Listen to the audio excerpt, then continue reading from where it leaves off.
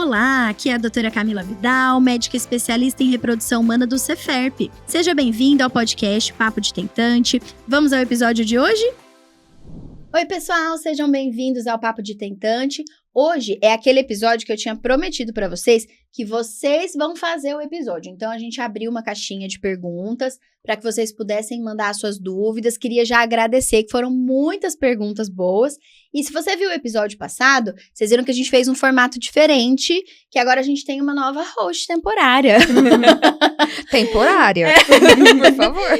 Então, eu vou trocar de lado com a Jaque de novo, para que ela possa fazer as perguntas de vocês, para a gente poder conversar um pouquinho sobre as principais dúvidas. Gente, tô muito feliz de estar aqui nesse papel de host de novo, deixando bem claro que é temporário, tá bom? Quem sabe, tá dando certo, Jaque. Não, pode me chamar de vez em quando para ser convidada, mas o papel é seu, doutora. Então, eu queria agradecer novamente pela presença da doutora Camila, pela presença da doutora Ingrid aqui. E vamos, então, para as perguntas das caixinhas. Tem muita pergunta legal. A gente aqui selecionou algumas que a gente notou que são dúvidas, assim, do público, que às vezes a gente não fala tanto. Então, vamos para elas. Primeiro, eu vou fazer uma pergunta mais geral, para a gente inserir aqui o assunto, que é: até qual idade se tem sucesso na fertilização? A gente não tem uma idade limite, assim, específica, né? Na verdade, o mais importante é a gente pensar na questão da idade da mulher e a redução da reserva ovariana a nível de quantidade e qualidade, né? Mas não que exista um corte de que, acima de X anos dá ou não dá para tentar com o óvulo próprio ali. O que a gente precisa é colocar na balança os prós e contras de cada caminho e pensar se talvez vai ser o momento, por exemplo, de óvulos doados ou adoção de embrião, né? De outras estratégias de tratamento. Teoricamente, pelo Conselho Federal de Medicina, a gente tem um limite de 50 anos para um tratamento, mas não significa que após os 50 anos uma mulher não possa fazer um tratamento, só que a gente vai ter que olhar com um pouco mais de cuidado para questões clínicas, a saúde cardiovascular, metabólica, ter outras avaliações para ter a segurança para o tratamento, mas é basicamente pensar nas chances de sucesso, principalmente, né, Ingrid? Isso. A gente sabe, como a Camila falou, né, a capacidade do óvulo de conseguir produzir um embrião que vá para frente, que gere uma gestação saudável, ela vai realmente reduzindo ao longo do tempo, mas não tem um limite máximo de que a gente poderia fazer aquele tratamento com óvulos próprios, por exemplo, se a questão for focada nos óvulos próprios, né? Mas a gente tem que passar para a paciente as chances de sucesso de acordo com aquela faixa etária, e a gente tem uma previsão de, vai precisar de mais tentativas às vezes, ou um pouco menos de tentativa, para a paciente em conjunto tomar a decisão se ela vai querer que caminho, com meus próprios óvulos, às vezes ser uma ovorecepção, mas a gente não tem um limite máximo de idade. Entendi. E falando sobre chances de sucesso, né? Tem uma pergunta aqui que falou: por que a chance de conseguir um positivo de primeira é tão difícil? Realmente isso existe? É difícil na primeira tentativa? Existem estatísticas? Por que se tem essa percepção? Não é que é difícil de conseguir na primeira tentativa, né? Eu sempre falo, a gente tem vamos dizer assim, uma quantidade de embriões e a gente não tem como ter a certeza absoluta, mesmo a gente fazendo teste genético, mesmo as meninas do laboratório, nas embriologistas, classificando aquele embrião, a gente não consegue dizer, esse embrião ele vai vingar, ele vai implantar, ele vai gerar uma gravidez saudável que vai pra frente e vai nascer um filho saudável. Isso a gente não consegue prever. Então, o que a gente faz é tentar. A gente vai classificar o embrião, a gente vai olhar o melhor embrião e a gente vai testar, vamos dizer, ele primeiro naquele útero da mãe, né? E aí, ele pode ir pra frente ou não. Por que é tão difícil de primeira? Não é que a primeira a gente faz algo diferente da segunda, da terceira. É que a gente está trabalhando com a probabilidade cumulativa. Então, quanto mais eu tento, mais eu tenho uma chance de conseguir. Isso para qualquer coisa que a gente trabalhe com probabilidade na vida. E uma coisa que eu sempre bato na tecla, que eu gosto de falar para os pacientes, é sobre que é como se você fosse jogar um dado. E o número 6 é o embrião viável, o embrião que vai para frente. E aí, se eu posso jogar o dado uma vez, e você, já que pode jogar o dado 3, quem tem uma chance maior de conseguir que aquele número 6 saia? Você. 3 vezes. Então, pode ser que o seu saia na primeira, o número 6, e você conseguiu aquela gestação de primeira. Mas pode ser que você consiga na terceira. Só que se eu não tentei as 3 e eu não consegui de primeira, eu não sei que se eu tentasse mais 2 vezes, eu conseguiria aquele mesmo 6. Então, não é que a gente faz algo diferente, é que a gente está testando os embriões até a gente conseguir essa gestação saudável. Mas, claro, que a gente sempre prioriza começar a transferir o embrião que a gente acredita pelas notas laboratoriais que tem uma chance de sucesso maior. A gente não quer que aquela paciente tente tantas vezes, né? A gente quer que ela realmente consiga, mas às vezes a gente vai precisar de mais tentativas. Eu achava que na verdade, eu vi esse exemplo do dado de uma pessoa, falei, vou pegar pra mim porque eu achei muito bom. E eu achei que só eu falava esse exemplo, eu achei maravilhoso na hora que você falou, porque é muito bom mesmo, né? Sim. Eu falo muito também assim, por exemplo, tem pessoas que eu conheço que tem lá 3 filhos meninos. A cada vez que você engravida, é 50% de chance de menino e 50% de menina. Ela engravidou 3 vezes e caiu 3 vezes no 50% de menino. Então, são questões estatísticas, né? E o que eu acho legal da gente falar, eu gosto muito de frisar essa questão de que assim, não é que a gente vai mudar alguma coisa específica e tal, porque é muito comum, às vezes, as pacientes falarem assim, mas se conseguir de primeiro é difícil, guarda esse bom embrião aí, então, que eu quero tentar ele lá pela segunda, terceira vez. Não vou gastar ele na minha primeira, que é a que tem menos chance, né? E, na verdade, não é por isso. É porque o aumento, ele é cumulativo mesmo, né? Igual você estava explicando. Então, é por isso que a gente já tenta formar mais embriões, se possível, para que dentro de um ciclo só de tratamento, a gente consiga falar em chances cumulativas maiores, sem que essa pessoa precise passar por toda uma nova estimulação de novo, né? Entendi. Muito bom esse exemplo do dado, acho que ficou bem ilustrativo, as pessoas conseguiram entender. E aqui tem uma dúvida que surgiu, que é, fiz uma captação de óvulos e apareceu pequenas granulações dentro deles. Pode afetar na fertilização? Ou se eu fizer uma nova estimulação, pode acontecer de ter de novo essa granulação? Quando a gente tem qualquer material, porque isso é uma coisa que é importante a gente falar também, a gente só consegue avaliar marcador de quantidade, mas a gente não consegue avaliar qualidade nos exames que a gente faz. Então, faz ultrassom para contar folículo, dose hormônio antimileriano, a gente está tentando entender a reserva ovariana quantitativamente, né? Mas às vezes a pessoa fala, nossa, então se a minha reserva está super boa, então eu tenho um monte de óvulo bom. Isso é algo que a gente não consegue saber, porque depende de vários fatores, de estilo de vida e principalmente da nossa idade, né? A partir do momento que a gente tem um gameta no laboratório, seja óvulo, seja espermatozoide ou o próprio embrião, aí sim a gente já consegue ter um pouco mais de embasamento de qualidade, de possíveis alterações da morfologia.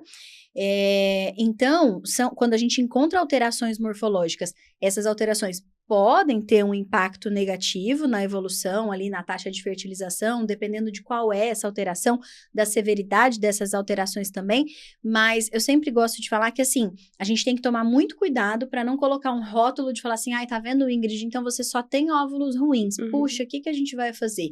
Na verdade, a gente está olhando aquela amostragem daqueles óvulos daquele ciclo, né?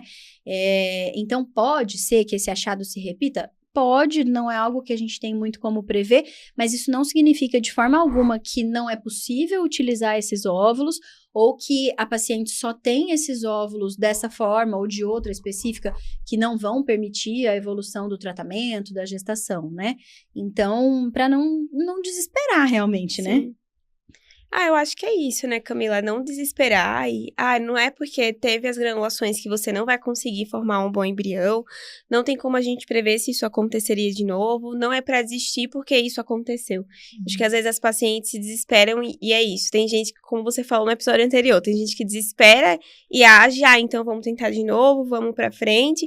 Como também tem gente que desespera e paralisa. Então não quero mais tentar, não vou tentar de jeito nenhum. E a gente vê muito isso, sobre como cada ciclo é diferente. Às vezes, paciente que está congelando para preservar e está fazendo vários ciclos para ir guardando, como a diferença, né, ocorre de um ciclo para o outro, né? A gente muda, realmente é um ciclo, a gente vai mudando todo mês e pode ser que a gente tenha uma resposta melhor, uma resposta inferior de um ciclo para o outro. Então, a gente vê isso com frequência. Sabe um exemplo que eu acho legal disso também, que eu acho que é um pouco mais palpável para as pessoas, é quando a gente faz análise genética no embrião. Então, às vezes, a paciente vai lá, tem um ciclo que forma os embriões, e aí ela forma, por exemplo, todos os embriões alterados. E aí já vem aquela sensação de falar, nossa, então, tá vendo? Eu só formo embrião alterado, eu não vou conseguir e tudo mais. E aí, se essa paciente se permite fazer um outro ciclo, isso tem vários exemplos que a gente já viu na nossa vida prática, às vezes ela vai lá, ela vai ter um ciclo com todos os embriões normais. Sim. E aí, se você for fazer a média, dentro da média tá tudo normal, ela seguiu as estatísticas, né? Só que o nosso corpo, ele não é matemático para falar, olha, exatamente a gente vai estar nessa estatística, nesse ciclo, naquele outro. Então, a gente encontra variações que são normais realmente, né? Inclusive, essa é uma pergunta que tá aqui. Ela falou, eu queria saber sobre o mistério de um mês não ter óvulos e no outro ter muitos. Então, é isso mesmo, é um mistério, a gente não tem uma resposta. Tá. Eu acho que nesse quesito dos óvulos que ela falou, talvez tenha sido da coleta dela. Não sei muito o que aconteceu de fato. A gente tem uma reserva ovariana que ela não modifica tanto, de 0 para vários, tá?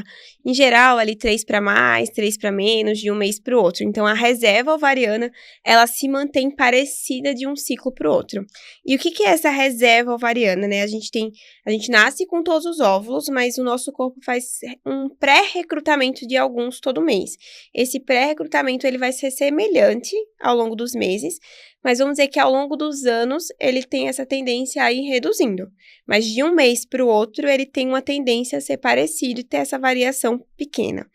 Essa questão dos óvulos talvez tenha acontecido na coleta. Ela deve ter feito um estímulo ovariano em um momento para coletar os óvulos. Então, ela estimulou essa reserva ovariana dela e no momento da coleta, às vezes, em um não teve óvulo. E no outro ciclo que ela estimulou novamente, ela tenha tido óvulo. Não sei se é essa a pergunta, mas se foi isso, o que é que acontece? A gente faz estímulos ovarianos em que a maior parte das pacientes, então que a maioria das mulheres responderiam daquela forma.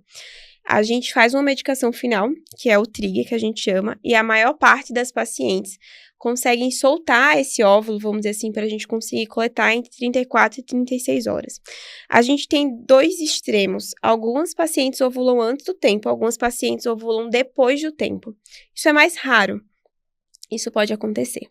Então, uma paciente que ovule, por exemplo, depois do tempo, que demore um pouco mais para o folículo soltar esse óvulo, pode ser que no momento da coleta dela, quando a gente coletou aquele líquido, porque a gente não vê o óvulo, a gente na coleta só consegue aspirar o líquido que está dentro do folículo, pode ser que não tenha vindo nenhum óvulo, porque ela é uma paciente que solta um pouco depois.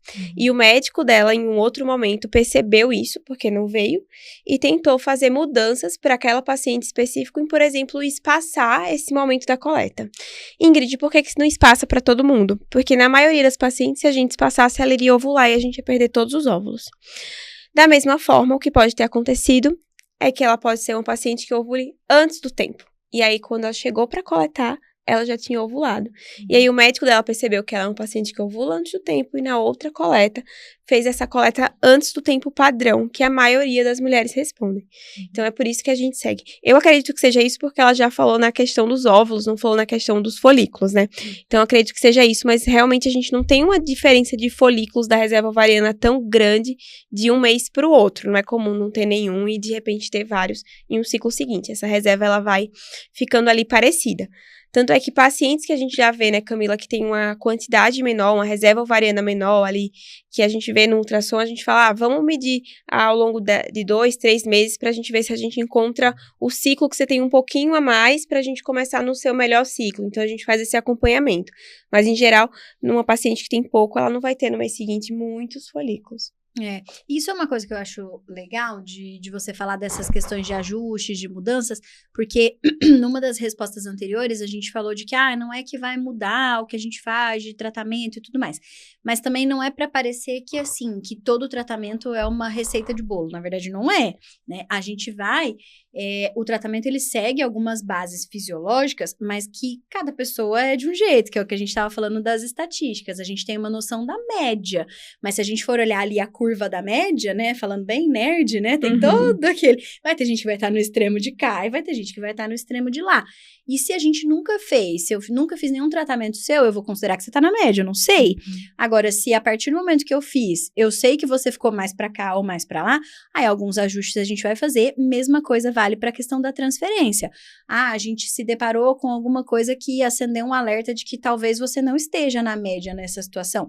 Não, então aí a gente vai parar, vai ajustar, vai investigar o que for de acordo pro seu caso, e aí isso permite também algumas melhoras ali até certo ponto, né, do tratamento. Tem coisas que a gente não consegue interferir, por mais que a gente tente, né, mas a gente vai cada vez mais tentando personalizar ali de acordo com o que o seu organismo já forneceu de informação nos tratamentos que você fez até ali, né. Entendi. Sim. E sobre fatores externos, eles também podem influenciar, né? Tem uma pergunta aqui falando se estar acima do peso atrapalha na FIV? Já fiz 2 transferências e resolvi perder peso para a próxima transferência. A gente sabe que os hábitos de vida em geral, alimentação, atividade física, os extremos de peso, então, tanto obesidade quanto baixo peso extremo, são fatores que podem impactar tanto na nossa fertilidade quanto num tratamento, né? A obesidade, segundo alguns estudos, pode estar associada realmente a piores desfechos, mas é importante também a gente tomar muito cuidado com isso, porque é ótimo, né, que ela esteja cuidando dessa parte, mas a gente não pode também, primeiro, colocar uma sentença de falar, tá vendo? Agora a gente achou o problema, porque se fosse assim, tanta gente com tantos outros problemas de saúde também não conseguiria engravidar, né? E também não adiantaria a gente falar assim, olha, então agora a gente vai ter que fazer uma mudança abrupta no seu estilo de vida, você vai ter que seguir essa dieta aqui, você não pode fazer isso, não pode cozinhar aqui, não pode fazer não sei o que lá, e aí só depois de X meses que você vai voltar para transferir. A gente pode ter um benefício? Pode, mas talvez pequeno, porque essas mudanças de estilo de vida são muito mais a médio e longo prazo do que algo mais curto, e a gente tem um risco que a gente sabe que realmente existe, que é o risco do tempo, né? Então, assim, é importante sim, com certeza, a gente olhar para a nossa saúde, para os nossos bons hábitos como um todo, mas não como algo pontual, nem para ser sentença de insucesso e nem para que a gente condicione qualquer parte do tratamento a alguma mudança dessa. Não sei se você vê alguma coisa de diferente. Não, acho que é muito isso, a gente não perder esse tempo, porque perder e nem ganhar peso é fácil, né? Mudar hábitos é muito difícil, não é da noite pro dia que você perde ou ganha aquele peso-alvo que vai ser o perfeito para eu continuar. E o que eu vejo muito acontecer, que às vezes as pacientes, elas ficam muito nessa questão do peso ideal para engravidar, eu vou precisar desse peso ideal, e os anos vão passando, porque não é fácil, não vai ser do dia pra noite. Você não vai chegar e falar, você precisa estar com esse IMC, então você vai fazer essa dieta, você vai fazer tanto de atividade física, e aí daqui a um mês você volta que vai estar tudo perfeito. Não vai ser em um mês. Mudança de hábito não é de um mês pro outro. Então, acho que é muito importante a gente conversar sobre isso, sobre não perder tempo.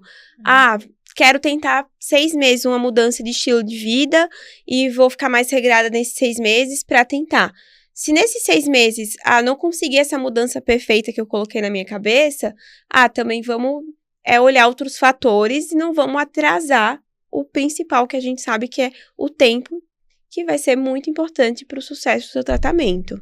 Até porque, sabe, assim, falando até numa experiência pessoal, né? Eu fiz uma cirurgia, eu tive uma perda de peso e tal, mas você não consegue manter nada se você não mudar os hábitos. E o nosso objetivo num tratamento não é que ela saia com um teste positivo, não é que ela saia com o coração batendo no primeiro ultrassom, é que ela tenha uma gestação saudável, um parto adequado, um pós-parto adequado, que ela acompanhe a vida dessa criança por muitos anos, com muita saúde para correr atrás de muito menino.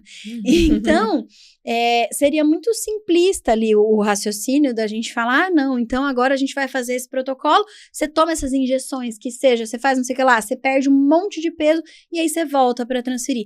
Tá, mas o que a gente realmente trouxe de mudança para a vida dessa pessoa, para os hábitos que ela vai ter, para o ambiente que essa criança vai crescer depois do sucesso do tratamento, né? Então, a gente tem que ter um olhar, eu sei que hoje em dia isso é muito batido, às vezes até de uma forma meio pejorativa, mas a gente tem que ter um olhar, oh meu Deus, toma água. Pois é, um pouco mais integral, na minha opinião, sabe? A gente não tá tratando um útero, um ovário, a gente tá tratando uma pessoa, com uma história, com toda uma questão por trás ali, com todos os seus momentos de fragilidade. Ela construiu aquele corpo, aquela relação com a comida, aqueles hábitos, desde que ela se entende por gente, né? E essa mudança é muito difícil e é muito melhor que ela tome uma decisão de que essa mudança seja gradual para que ela possa ir adaptando na rotina, do que sair do nada para a pessoa que faz crossfit, que pula não sei quantas vezes na caixa, machuca, lesiona e não vai ter uma mudança significativa para aquele momento, ou não vai ser algo que vai ser, que ela vai conseguir manter a médio e longo prazo, né? Sim, isso me lembra muito do workshop que a gente fez, né, que a doutora Bruna veio falar aqui, a nutricionista, e ela falou muito sobre a questão que não é sobre peso, mas é sobre saúde. Então, assim, são hábitos para saúde, porque você tem que estar saudável, você vai gerar uma vida que também precisa de nutrientes, precisa de saudável. Eu gostei muito também que ela falou que não é sobre ficar restringindo, mas é sobre incluir nutrientes. Então, eu acho que, assim, a gente não é para prestar atenção sobre o peso. Obviamente, extremos são preocupantes, tanto para mais quanto para menos, mas principalmente essa questão de saúde, né, estar bem. E que nem a doutora Ingrid falou, não esperar o perfeito, porque o tempo tá passando, Sim, né? Exato. Que legal, gente. Tem outra pergunta aqui também falando, gostaria de saber mais sobre quem tem pólipos. Certo, vamos lá. O que são esses pólipos, né, gente? O útero da gente é como se fosse, vamos dizer, um punho assim fechado. Ele tá bem fechadinho mesmo, ele não fica oco que nem uma bexiga, que eu acho que às vezes tem gente que tem essa impressão, porque quando tá grávida, né, fica o bebê lá no meio da água, as pessoas têm a impressão que é uma estrutura oca. Mas ele é fechadinho assim. E aí, dentro dele, tem a camada que todo mês cresce, que a gente chama de endométrio, que é a camada que sangra. Nessa camada de dentro, a gente pode ter algumas estruturas, parece até uma linguinha para fora. Então, algumas estruturas muito parecidas com esse endométrio, que é a camada de dentro, que são esses pólipos. Esses pólipos, eles, em geral, são benignos, pode causar um pequeno sangramento, só quando a gente está fazendo um tratamento para engravidar, às vezes uma fertilização in vitro, uma inseminação, a gente quer tentar deixar o cenário o mais perfeito possível dentro das nossas possibilidades, porque a gente quer aumentar as chances de sucesso daquele casal. Então, quando a gente encontra essa estrutura que são esses pólipos, a gente, em geral, pede para a paciente retirar eles, para a gente deixar esse endométrio mais receptivo para o embrião. Em geral, é um procedimento extremamente simples, e eu gosto de falar isso porque as pacientes, às vezes, tudo que você fala, ela fala, ai, mais alguma coisa. Não, mais outra etapa. Isso não acredito. Então, elas lidam como se fosse, cada notícia fosse uma frustração muito grande, e é algo muito simples. A retirada desse pólipo, a gente vai com a câmerazinha dentro do útero, em geral, a paciente vai estar sedada, e a gente só faz como se fosse uma raspagenzinha dessa região do pólipo, a gente tira esse pólipo, geralmente a gente manda para análise para a gente saber que de fato era um pólipo, tudo, mas é algo muito fácil, muito tranquilo, e feito em um tempo curto, assim, uns 30 minutos dá para já tirar esse pólipo, então não é nada que vá ter tanto transtorno, mas o ideal seria realmente fazer a retirada para deixar um ambiente mais fácil desse embrião se implantar, e em geral, no ciclo seguinte da retirada dos pólipos, a gente já pode preparar esse útero para receber o embrião. Da mesma forma, quando a gente encontra miomas dentro dessa região que é o endométrio, que é onde o embrião se implanta. Então, se a gente vê miomas que estão dentro dessa camada de dentro ali do útero, a gente esteja abaulando, esteja atrapalhando, da mesma forma a gente vai com a câmerazinha e a gente pode retirar esse mioma para tentar deixar o ambiente melhor para o embrião se implantar. Mas nem o mioma, nem o pólipo são causas que vão virar um câncer, que vai fazer você perder o útero. Em geral, são alterações benignas, mas que a gente tenta retirar para deixar o ambiente o mais receptível possível para aquele embrião. Entendi. E sobre trombofilia? Trombofilia é o nome que a gente dá para algumas predisposições à alteração de coagulação. Então, algumas situações da nossa vida podem fazer o nosso sistema de coagulação trabalhar um pouco a mais. Então, assim, viagem longa de avião, que a gente fica muito tempo imobilizado, cirurgia, que a gente fica muito tempo acamado, e a própria gravidez são momentos ali que o nosso sistema de coagulação precisa trabalhar muito perfeitamente, porque se a gente tem algumas alterações que predispõem à formação de coágulos, isso poderia tanto aumentar risco de trombose, de embolia, quanto no caso da gravidez, aumentar riscos obstétricos, principalmente de aborto, né, e de outras alterações do desenvolvimento. Só que o diagnóstico de trombofilias, a gente tem que tomar muito cuidado, porque hoje acaba sendo meio que, entre aspas, banalizado, né? Então, assim, acaba que, todo mundo que quer engravidar sai fazendo exame de trombofilia. E, às vezes, isso pode trazer para a pessoa uma sensação de segurança, de falar, tá vendo, eu fui nesse profissional, pediu essa lista desses exames. Só que nem sempre, na verdade, na maioria das vezes, esses exames não vão fechar um diagnóstico de que a pessoa tem trombofilia se ela não tem nenhuma história clínica que justifique, né? E um dos princípios básicos que a gente aprende na faculdade é a gente não trata exame, a gente trata o paciente, né? Então, não adianta nada eu pegar uma paciente saudável que não tem histórico de nada, fazer um rastreamento aleatório e ela trazer esse exame, um exame que a ciência nem tem certeza se realmente a gente deveria nem pedir e nem tratar, e o quanto a gente vai valorizar. Então, existe sim indicação em alguns casos da gente rastrear a trombofilia, mas principalmente quando a gente tem história clínica de trombose, embolia, aborto de repetição, né? Em alguns cenários da nossa prática, a gente acaba pedindo alguns exames, principalmente da SAF, que é um tipo específico de trombofilias, em pacientes com falha de implantação ou que apresentem, né, algum histórico em alguma transferência anterior de uma gestação ou mais, normalmente que não conseguiu evoluir. Mas, então assim, quando o diagnóstico é adequado, é algo que a gente precisa sim cuidar, tratar, usar anticoagulante, desde anticoagulante oral até injetável, mas é importante a gente olhar com bastante atenção para a gente não superestimar também o diagnóstico das trombofilias, porque também é algo bastante invasivo o tratamento em si, da gente dar o anticoagulante. Então, a gente tem que pesar muito na balança os prós e contras de acordo com cada caso, né? Entendi. Mais uma pergunta aqui. Após retirar a sinéquia, ela pode voltar? Fiz esteroscopia há 1 mês e ainda sinto dor. A sinéquia, né, ela é uma cicatriz no útero, né? Então, normalmente quando a gente faz alguns procedimentos, o mais comum a curetagem nada mais é do que a gente pegar um bisturizinho circular e ficar passando as cegas ali em todas as paredes do endométrio, né? Então, é um pouco agressivo e essa cicatrização, ainda mais que, como a Ingrid falou, o útero não é oco, as paredes estão juntinhas ali umas das outras, né? Essa cicatrização pode fazer essas paredes se juntarem em alguns locais, que é essa sinéquia, né? E aí existe um procedimento chamado lise de sinéquias, que nada mais é do que fazer uma esteroscopia também, para ir lá com o aparelho para desfazer essas aderências. Existem alguns mecanismos que podem ser utilizados depois dessa esteroscopia para tentar evitar que essa sinéquia se refaça, mas ainda assim pode acontecer dela refazer, né? Não é algo que de rotina a gente precise ficar checando de novo, então, será que ela refez? Agora eu vou fazer uma nova esteroscopia, depois mais outra. Então, assim, na maioria das vezes, como o mais comum é ela não refazer, a gente vai considerar que está resolvido e vai avaliar esse endométrio para o que a gente for se propor a fazer depois. Se ele tiver suspeita de alguma alteração que não resolveu, aí a gente pensa em reavaliar. Mas caso contrário, o processo da esteroscopia para essa lise de sinéquias tende a ser resolutivo na maior parte das vezes, né? Sim. E o fato dela ainda sentir dor depois de 1 mês é normal? Às vezes foi do próprio procedimento, ela ter feito a esteroscopia, de ter dilatado esse útero, e aí agora ela tá sentindo algumas contraçõezinhas do procedimento, então pode sim.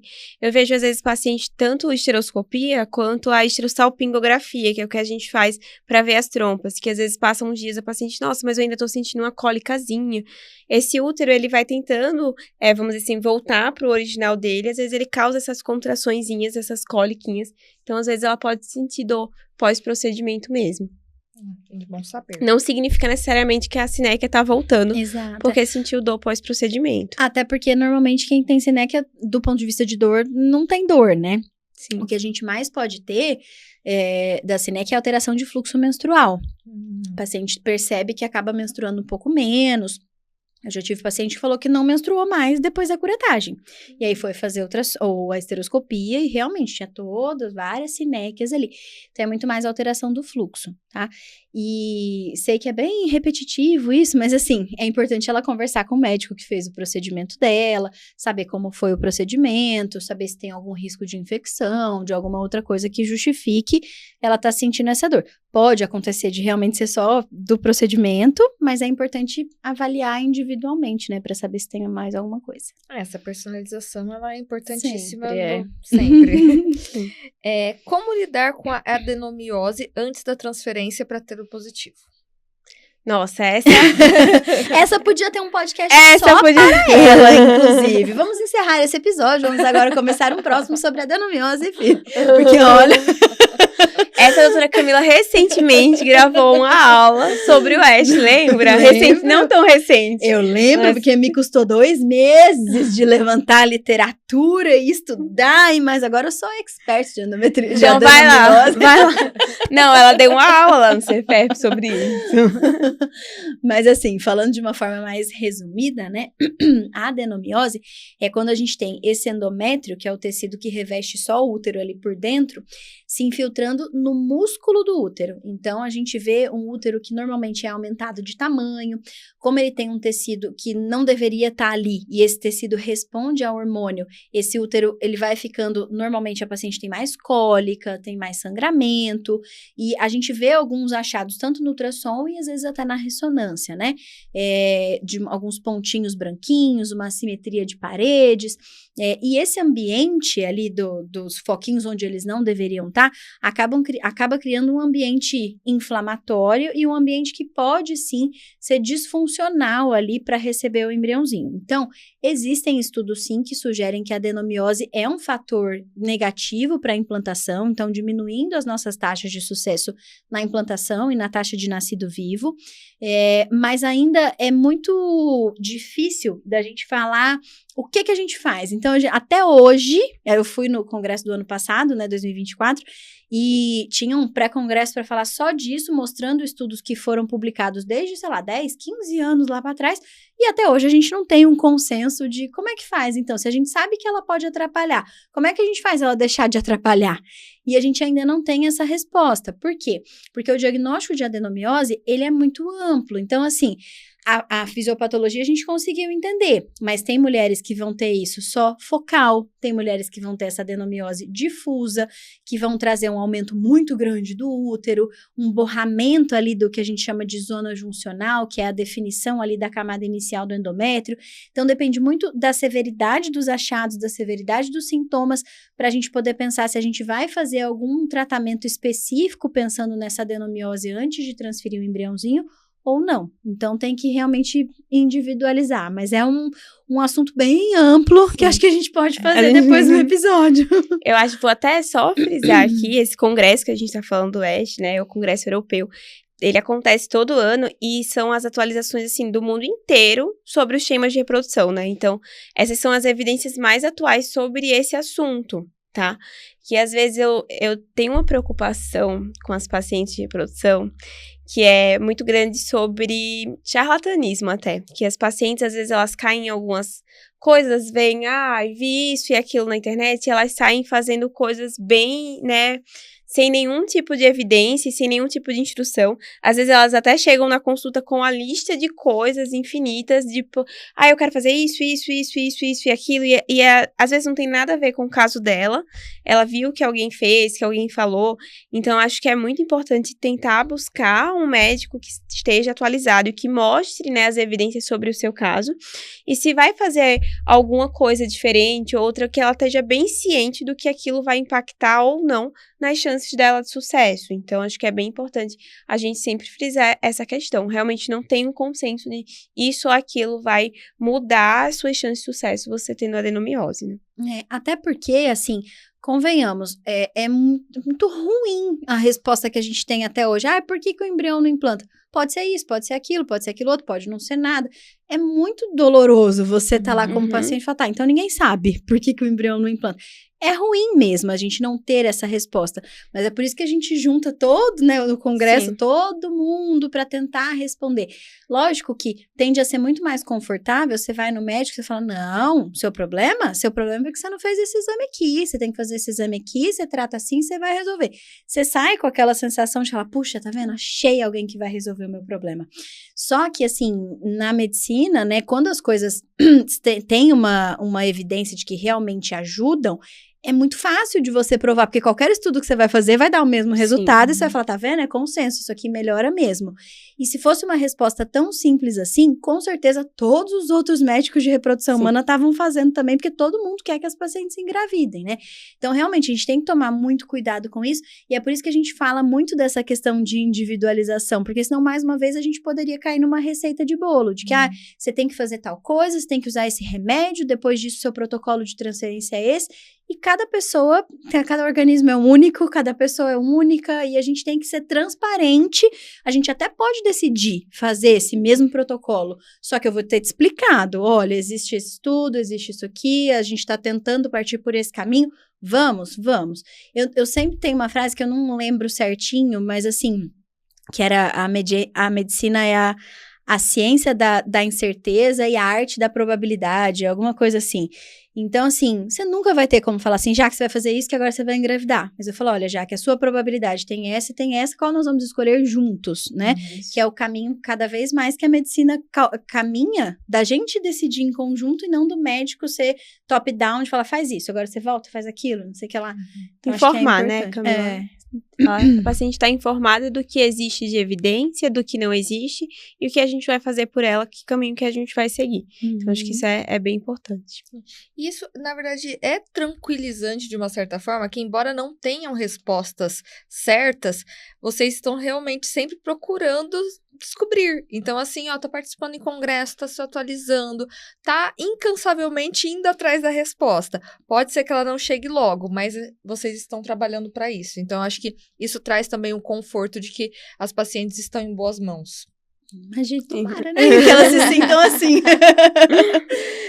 Olha, tem mais uma pergunta aqui, ó. Cada ovulatório, isso de ter tirado as 2 trompas, atrapalha em questão a reserva? Porque pretendo participar do programa Sonhar Juntos. Fiz a retirada das 2 trompas. Será que minha reserva de óvulos ainda é boa? Há um mês atrás eu tinha 12 folículos. Tá, vamos lá. A retirada das trompas não vai atrapalhar a reserva ovariana, tá? Em geral, quando a gente retira as trompas, a gente não precisa mexer em nada no tecido ovariano. Ela fica repousando em cima do ovário, mas ela não é grudada no ovário. A gente consegue retirar ela sem precisar mexer no ovário, então não atrapalhou a reserva ovariana. Volta, porque foram... São muitas perguntas. Ela pretende participar do programa Sonhar Juntos, então isso não vai atrapalhar a questão da doação ou recepção de óvulos. Isso, sobre o programa de Sonhar Juntos, ela retirar as trompas não atrapalharia, a gente faz a punção, a retirada dos folículos, a gente não envolve as trompas, né, então não teria problema. Só para quem não conhece, mas o programa Sonhar Juntos é um programa do Cefep, em que a paciente faz doação de óvulos para tentar abater um pouco o custo do tratamento dela, né, tem uma intenção de, doando, ela vai estar ajudando outra paciente que por algum motivo, às vezes idade, às vezes número de tentativas, não conseguiu engravidar com os óvulos próprios. E aí, existe uma ajuda, né, um sonhar juntos, uma está auxiliando a outra. Participar do programa Sonhar Juntos também não vai impactar de modo algum negativamente naquela paciente, porque não é porque ela doou aqueles óvulos que ela não vai no mês seguinte estar recrutando aqueles óvulos novamente. Então, participar do programa Sonhar Juntos não vai impactar negativamente em nada na vida fértil dela, retirar as trompas não vai impactar em nada negativamente na vida dela. Legal. Porque aí depois ela pergunta, né? Será que minha reserva de óvulos ainda é boa? Um mês atrás eu tinha 12 folículos. Essa questão dos folículos também, então, não é afetada. Isso. Não porque tirou as trompas, né? Ela vai ter provavelmente uma contagem bem semelhante no ciclo seguinte. Aí, para essa questão da contagem, só é importante a gente saber a idade dela, né? Saber histórico de saúde, se ela já fez algumas cirurgias, tem endometriose, histórico familiar. E pensando no Sonhar Juntos especificamente, né? Para que a pessoa possa ser doadora, normalmente o nosso objetivo é que ela tenha uma contagem preferencialmente um pouquinho maior de folículos, porque no tratamento a gente vai tendo alguns afunilamentos, né? Algumas perdas. E uma das perdas mais impactantes que a gente tem é da contagem de folículos inicial para o número de óvulos que a gente consegue, que normalmente gira em torno de 50% a 70% de quem a gente tinha lá no início. Então, se a gente está pensando na doação, a gente precisa trabalhar com o início de uma margem um pouquinho maior para que ela possa doar sem que isso prejudique dela também ficar com uma boa quantidade para o tratamento dela, né? Então, é importante a gente entender um pouquinho melhor essa avaliação da reserva ovariana junto do histórico de saúde dela, para um aconselhamento se seria viável pensar realmente em um ciclo com doação ou talvez algum ajuste diferente aí de estratégia para o tratamento. Entendi. E tem uma pergunta aqui que é se é possível fazer somente a doação de óvulos sem necessariamente participar do programa. Acho que no caso aqui a pessoa não tem interesse em fazer nenhum tratamento, ela só queria doar. É possível? É possível, existe doação voluntária, igual quando a gente se inscreve para doar sangue, medula, né? É muito bonito essa pergunta, até porque no episódio anterior a gente estava falando, né, da estimulação para coleta e tudo mais. Então, para a pessoa doar, ela precisa passar por essas etapas da estimulação e a pessoa tem que ter um coração muito bom, tem que ser muito altruísta, né? Muito nobre. Dela falar, não, eu vou me submeter a tudo isso porque eu quero ajudar alguém a disponibilizar esses óvulos para doação, né? Mas é possível, é permitido, desde que a pessoa tenha condição clínica de passar pela estimulação e que cumpra alguns critérios. Então, tem idade limite, tem alguns exames que precisam ser feitos de sangue, de urina, para saber que tá tudo certinho com a saúde. Mas parabéns para a pessoa que perguntou. Legal, né? E agora tem uma pergunta aqui, ó. O que tem que estar em ordem de exame? Porque a minha progesterona estava baixa. Certo, vamos lá. Ela colocou se era para transferência, para estimulação? Não colocou nada. Gente, eu acho que essa questão dos hormônios é algo que é bem importante, porque as pacientes confundem muito. Os nossos hormônios, eles não têm que estar alto o tempo todo, né? O ciclo menstrual, ele é de fato um ciclo, as coisas vão acontecendo. Então, em alguns momentos, alguns hormônios a gente quer que estejam mais altos, em outros os hormônios abaixem, depois eles subam novamente. Isso acontece naturalmente no nosso corpo todo mês. E essa mudança hormonal, né, essa variação hormonal, é que faz com que o nosso corpo esteja receptivo tanto para receber esse embrião e fazer com que ele vá para frente, quanto na fase que a gente está estimulando os óvulos, eles precisam ter esse ciclo hormonal para a gente tanto fazer com que o folículo cresça, que a gente consiga funcionar e obter esse folículo. O que eu vejo muito é colher hormônios aleatoriamente em qualquer fase do ciclo menstrual. E vai ter um momento que a gente quer, antes da gente começar o preparo do útero, eu quero que essa progesterona baixe, para depois ela começar a aumentar e ela ter uma idade, vamos dizer assim, semelhante com o embrião. Então, muito provavelmente, a gente vai pedir uma coleta de progesterona, por exemplo, da paciente que quer fazer uma transferência fresco, no dia da coleta, e essa progesterona eu quero que ela esteja baixa nesse momento, para depois eu começar uma progesterona e ela fique alta para receber o embrião. Então, às vezes as pacientes confundem, porque elas vão passar de uma para outra. Nossa, mas ela continuou o meu tratamento com a minha progesterona baixa. Ah, mas a minha médica falou que a minha progesterona tinha que estar alta. São em momentos diferentes, então essa progesterona ela precisa variar. E vai depender do momento que a gente está pedindo para colher. Ela não é para ser medida ao acaso. Nem a progesterona, nem o estradiol, nem o FSH, o LH. Todos eles vão mudando ao longo do ciclo. E é muito importante entender em que momento ela estava baixa e em que momento eu preciso dela alta. E essa questão é muito legal mesmo da gente falar de momento para dosar o hormônio e dessa variação cíclica, porque até sobre essa questão da progesterona, às vezes tem paciente no consultório que fala assim, porque aí minha médica dosou, ela estava baixa e aí agora eu tô repondo progesterona. Eu falo, tá, mas isso para nós não adianta, né? Primeiro porque a progesterona é um hormônio cíclico, segundo que nada que você faça agora vai fazer você ter uma progesterona diferente dali X meses para frente, e se tiver, isso não traz relevância clínica para nós, né? Então, a progesterona, ela varia e realmente depende muito da fase do ciclo. Eu já atendi paciente que chegou para a primeira consulta que tinha um FSH super alto, ela chegou chorando com o resultado do exame, porque falaram para ela que ela estava entrando na menopausa, que era uma reserva baixíssima por conta daquele FSH e que ela tinha que correr para engravidar. Resumo da história, ela dosou no momento próximo ali da ovulação, onde o FSH aumenta mesmo, a gente faz inclusive um pico hormonal ali próximo da ovulação. ela tinha uma reserva excelente, ela foi inclusive doadora de óvulos e engravidou. Então, a gente tem que ter muito cuidado para interpretar, primeiro para pedir, porque a gente tem que pedir o exame sabendo da suspeita que a gente tem, né? Não só pedir por pedir. E depois de interpretar no momento que ele foi colhido realmente, porque é isso que vai fazer diferença, né? Acho que essa é a grande diferença de trabalhar com especialistas numa determinada área, né? Que aí sabe exatamente o que procurar e quando, né? Porque você tem que fazer um exame sabendo o que você quer achar, né? Eu sempre falo Sim. isso para os pacientes. Não adianta a gente sair fazendo para dar um tiro no escuro. Ah, vamos ver se tem isso, vamos ver se tem... Mas qual é a suspeita, né?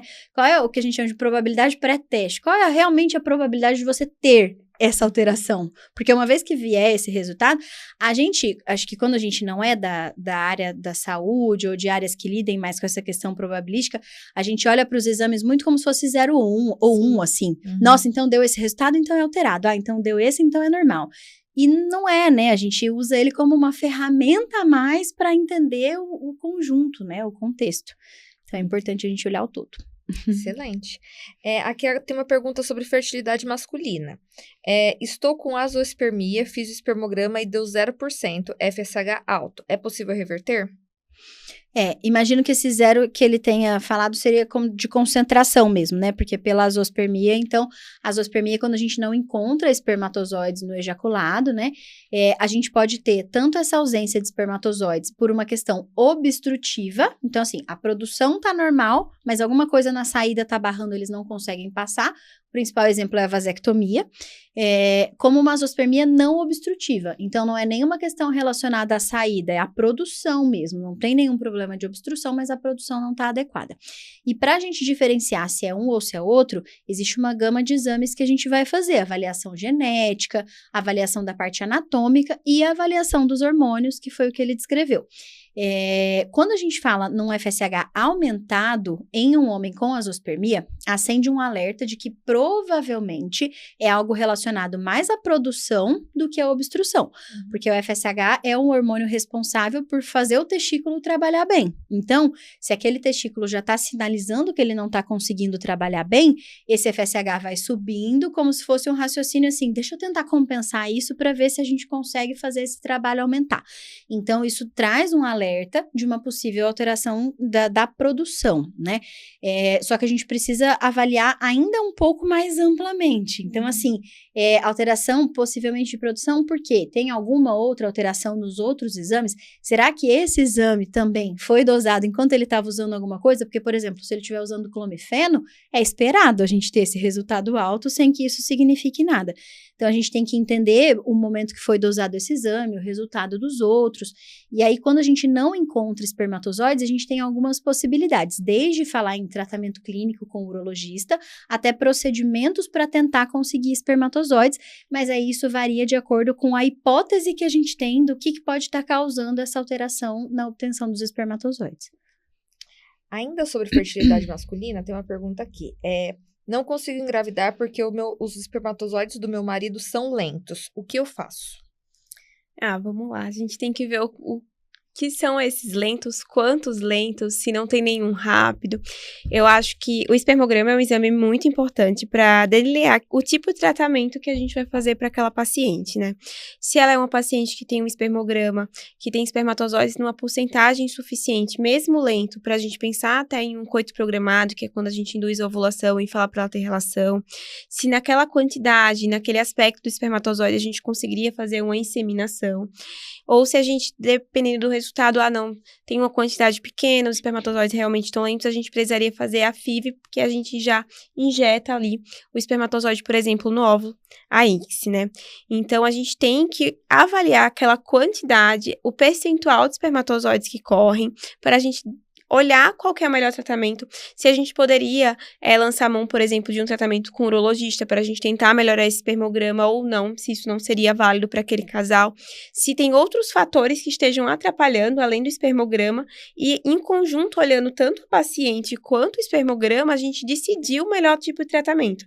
Então, só de dizer, eles estão mais lentos, eles não estão rápidos, não tem como a gente dizer, não, você vai usar isso e vai melhorar e agora você vai engravidar. A gente realmente tem que olhar o casal.